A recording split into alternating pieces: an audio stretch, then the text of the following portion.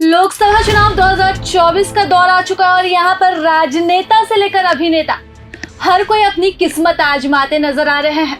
लेकिन इस बीच जो धमक देखने को मिल रही है वह भोजपुरी स्टार्स की है, जो इन दिनों चर्चा में बने हुए हैं।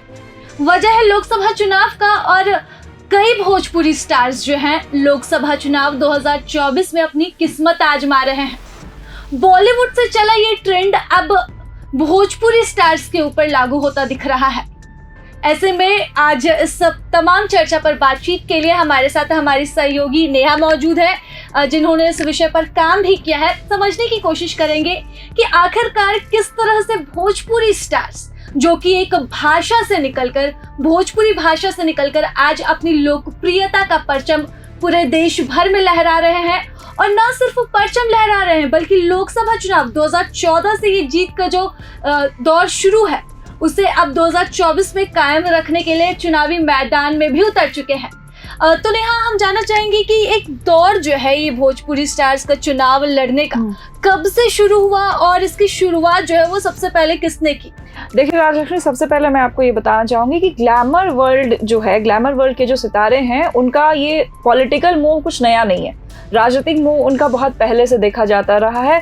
पहले बॉलीवुड में ये चीज़ें ज़्यादा देखने को मिलती थी। अमिताभ बच्चन और कई ऐसे चर्चित नाम हैं जो लगातार बॉलीवुड में एंट्री कर रहे हैं, जो अच्छे बॉलीवुड में एक अच्छे मुकाम के बाद उन्होंने पॉलिटिकली भी बहुत अच्छा मुकाम पाया है। अभी सबसे लेटेस्ट एग्जाम्पल हम अगर बॉलीवुड का ले तो कंगना रनौत है, और यहीं अगर हम इसकी बात करें, भोजपुरी की बात करें, तो भोजपुरी के सलमान खान कहे जाने वाले पवन सिंह ने भी इस बार एंट्री मारी है।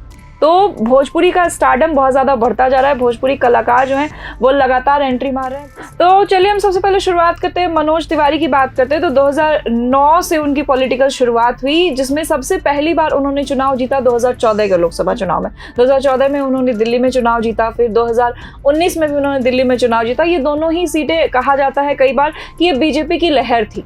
बीजेपी की लहर में दोनों ही बार उन्होंने चुनाव जीता, और अभी वो हैं, और इस बार फिर से वो सेम जगह से चुनाव लड़ रहे हैं। और आज ही ये घोषणा हुई है कि उनके सामने दिल्ली की उसी सीट पे कांग्रेस से कन्हैया कुमार भी चुनाव लड़ रहे हैं। तो इस बार वो उनकी सीट पर जो चुनाव है वो कुछ दिलचस्प होगा। मनोज तिवारी के बाद अगर हम बात करें तो कई ऐसे नेता हैं जिन्होंने लगातार किस्मत आजमाई। सबसे लेटेस्ट हमारे पवन सिंह है, जो इस बार काराकाट से चुनाव लड़ सकते हैं। अभी ये बातें चल रही है, अटकलें चल रही है, लेकिन अभी कुछ फाइनलाइजेशन नहीं हुआ है राजलक्ष्मी। तो इसी तरह कई अक्षरा सिंह के बारे में भी बीच में बात आ रही थी कि वो भी चुनाव लड़ सकती हैं, लेकिन इसे लेकर कोई अभी तक आधिकारिक घोषणा नहीं की गई है उनकी तरफ से। इसी तरह कई ऐसे तमाम नेता हैं। अगर हम बात करें निरहुआ की, तो उन्होंने भी चुनाव मैदान में एक अच्छी पारी खेली है। अभी भी वो है, पॉलिटिकली साउंडेड हैं। इसके साथ ही कई भोजपुरी स्टार हैं जो बॉलीवुड के रास्ते पे चलते हुए, पहले ये बॉलीवुड के सितारे जाते थे चुनाव में, पॉलिटिकल मूव उनका ज़्यादा था। अब धीरे धीरे ये चीज़ें ट्रांसफ़र हो रही है भोजपुरी सितारों के साथ, और लगातार जा रहे हैं वो। और हम ये भी कह सकते हैं कि भोजपुरी सितारों को अपने नेता के तौर पर बिहार और देश की जनता पसंद भी कर रही है। चलिए, तो भोजपुरी सितारे जो हैं वो पूरे देश भर में अपना परचम लहरा रहे हैं, और इसकी शुरुआत जो है चुनावी मैदान में आने की तो वो मनोज तिवारी ने की थी 2009 में, जब वह सपा से चुनाव लड़े थे। लेकिन हार मिली थी उन्हें। 2013 में वह बीजेपी में शामिल हुए। 2014 में कहा जाता है मोदी लहर, और इसके बाद जो है लगातार एक एक नाम जो है वो देखने को मिले। चाहे हम बात कर ले आपकी भोजपुरी स्टार रवि किशन की या फिर निरहुआ की, और इस बार जैसे कि नेहा ने बताया कि और भी कई भोजपुरी सितारे जो हैं वो चुनावी मैदान में कूद पड़े हैं।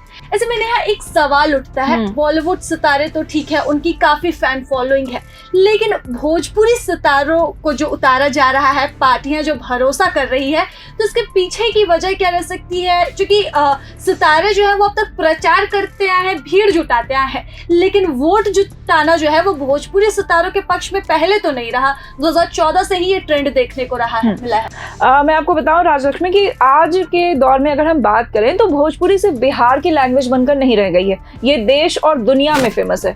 भोजपुरी फिल्में भी अब जिस हिसाब से पहले बनाई जाती थी अब उस दुगनी हो गई है। भोजपुरी गाने भी एक बार फिर से तरीके के गाने भोजपुरी में आने लगे। एक बार फिर से लोग भोजपुरी गाने को पसंद करने लगे हैं। तो धीरे धीरे जैसे जैसे ये भोजपुरी अपना लेवल बढ़ा रहे, भोजपुरी एक अच्छे मुकाम पर जा रहा है, वैसे वैसे ही भोजपुरी सितारों का स्टारडम भी बढ़ रहा है। आप ये देखें कि बॉलीवुड के सितारे का स्टारडम क्यों बढ़ा। क्योंकि उनको लोग पसंद करते थे, वो देश दुनिया में फेमस थे। तो यही सारी चीज़ें सीधे सीधे भोजपुरी में भी लागू होती है कि जैसे जैसे इनका स्टारडम बढ़ रहा है, जैसे जैसे ये फेमस हो रहे हैं, वर्ल्ड वाइड फेमस हो रहे हैं, वैसे वैसे इनका अलग अलग चीज़ों में इनका रुझान बढ़ रहा है, अलग अलग चीज़ों में ये पार्टिसिपेट कर रहे हैं। मैं आपको बताऊं कि 2019 में जब मनोज तिवारी ने दूसरी बार चुनाव लड़ा था तो उन्होंने जबरदस्त का परफॉर्मेंस किया था। 2019 में दिल्ली की मुख्यमंत्री रही, 3 बार शीला दीक्षित को उन्होंने गजब के वोटों से हराया था, अच्छी अंतर से हराया था। तो उस वक्त ये भी हो सकता है ये एक चेंजिंग पॉइंट हो कि वहां से उन लोगों का हौसला मजबूत हुआ कि हाँ आगे भी हम कर सकते हैं। इस बार पवन सिंह मैदान में है, आसनसोल का टिकट उन्होंने छोड़ दिया, उन्होंने आसनसोल से लड़ने की बात हटा दी कि वो नहीं लड़ेंगे। उसके बाद मैं आपको बताऊं कि मगही गीतों से फिल्म इंडस्ट्री में पहचान बनाने वाले गुंजन सिंह भी इस बार चुनावी मैदान में है। रवि किशन के बारे में हम सब जानते हैं, निरहुआ भी सब जानते हैं। तो मैं बस आपके सवाल पे ये कह सकती हूँ कि जितना ज़्यादा स्टारडम बढ़ रहा है उनका, जितना ज़्यादा वो लोगों के बीच आ रहे हैं, जितना ज़्यादा लोग उनको पसंद कर रहे हैं, फैन फॉलोइंग बढ़ रही है, बस उसी तरह से उनकी अलग अलग क्षेत्रों में पार्टिसिपेशन भी बढ़ रही है।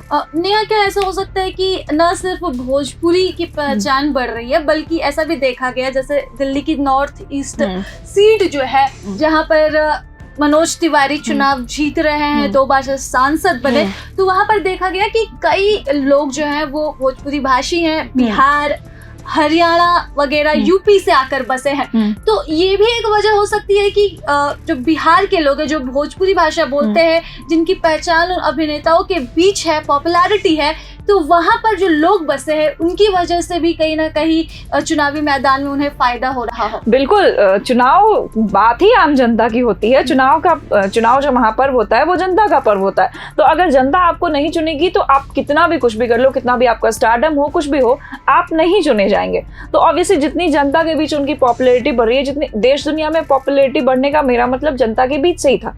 आज आप देखें तो देश के बाहर, भारत से बाहर भी कई ऐसे देश हैं जहाँ भोजपुरी फिल्मों की शूटिंग होती है, भोजपुरी कलाकारों को वहां भी अब वो मान सम्मान और पहचान दी जा रही है। तो इसी तरह यहाँ पे भी ये बात है कि जितनी ज्यादा उनकी जनता के बीच परख बढ़ रही है, जितनी ज्यादा जनता उनको जान रही है, जितनी ज्यादा जनता उनसे घुल मिल रही है, उतनी ही ज्यादा जनता उन्हें अब अपने नेता के रूप में भी एक मौका देना चाहती है। जो ट्रेंड बॉलीवुड से चला, आज वो ट्रेंड जो है वो भोजपुरी जो है वो काफी अच्छे से फॉलो कर रहा है। नेहा, एक मेरा आखिरी सवाल रहेगा, और सवाल क्या, मैं डेटा चाहूंगी, कमोबेश डेटा, कि क्या कैसे कैसे सितारों का जो है, भोजपुरी सितारों का राजनीति में सफर रहा है, किन किन सीटों से उनकी जीत दर्ज हुई है, और किन की उम्मीद जो है वो आने की अभी और है लोकसभा चुनाव के दौरान। देखिए, सबसे पहली बात तो है कि राजनीतिक पार्टियां जिनके अंडर ये चुनाव लड़ते हैं, तो उन राजनीतिक पार्टियों का दोहरा फायदा होता है। एक तो इनको अपना बैठे बैठाए इनके फैन फॉलोअर्स के वोट मिल जाते हैं, स्टार प्रचारक हो जाता है, और दूसरी बात यह है कि एक योग्य उम्मीदवार जिसे जनता जानती है, जिसे पता होता है कि कैसे रहना है जनता के बीच। और अगर हम बात करें इस सफर की, तो 2014 जो रहा है वो हिट मशीन साबित हुआ है भोजपुरी कलाकारों के लिए। आप अभी पूछ रही थी डाटा के बारे में, तो शुरुआत तो किसी ने 2009 से भी की है, कुछ कलाकारों ने 2009 से ही अपने पॉलिटिकल जर्नी की शुरुआत की। लेकिन अगर हम एक प्रॉपर साल की बात करें जब से भोजपुरी कलाकार चर्चित होने लगे पॉलिटिकल चीज़ों के लिए, तो वो साल 2014 रहा, जब पहली बार नरेंद्र मोदी देश में प्रधानमंत्री के तौर पर आए। तो उस साल कई नेताओं ने शुरुआत की, जैसे हम मनोज तिवारी की बात कर रहे थे अभी, रवि किशन ने भी 2014 में ही अपनी चुनावी कार्यकाल की शुरुआत की थी। तो लगातार 2014 में जब मनोज तिवारी ने ये जीत दर्ज की, रवि किशन भी उस साल चुनावी मैदान में आए, तो उस वक्त से भोजपुरी कलाकारों को भी लोग ये मानने लगे कि हाँ, अब ये भी आ सकते हैं। कहीं भी जाने के लिए राजलक्ष्मी सबसे पहले जो होती है वो होती है संभावना। तो मनोज तिवारी ने ये संभावना क्रिएट किया, फिर निरहुआ आए, फिर धीरे धीरे लगातार इन लोगों का स्टारडम बढ़ने लगा जब जनता का रिएक्शन अच्छा मिलने लगा।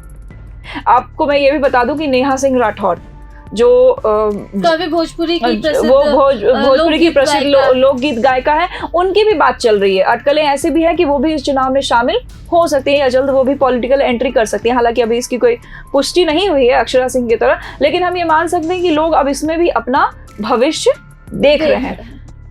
चलिए, तो 2014 से जो भोजपुरी कलाकारों के जीत का सिलसिला लोकसभा चुनाव में देखने को मिल रहा है, वो कहीं ना कहीं 2024 में हावी होता दिख रहा है। और कई नाम जो ऐसे चर्चित चेहरे, चाहे हम बात कर ले दिनेश लाल यादव निरहुआ की, या फिर हम बात करें रवि किशन की, या फिर हम बात कर ले मनोज तिवारी की, तो मनोज तिवारी तो सबसे चर्चित नाम है। दिल्ली की नॉर्थ ईस्ट सीट पर उन्होंने 2019 में दिल्ली की सीएम को हराया था और उसके बाद से ही वो जो है वो काफ़ी चर्चित हो गए। हालांकि इस बार उनका मुकाबला कन्हैया कुमार से है और वो सीट अब भी चर्चा का विषय बनी हुई है, लेकिन एक चर्चित चेहरा जो है वो कहीं ना कहीं बनते जा रहे हैं। और न सिर्फ मनोज तिवारी बल्कि जिस तरह से चुनावी मैदान में भोजपुरी सितारों की एंट्री देखने को मिल रही है, उनकी एंट्री चर्चा का विषय जो है वो बने जा रही है। और अब देखने वाली बात रहेगी कि क्या 2014-2019 की तरह 2024 के भी लोकसभा चुनाव में यहाँ पर भोजपुरी सितारों को जीत मिलती है या फिर कुछ को हार का सामना करना पड़ेगा। फिलहाल इसके साथ प्रभात खबर से मैं राजलक्ष्मी। प्रभातखबर.com, विश्वास वही, रफ्तार नहीं।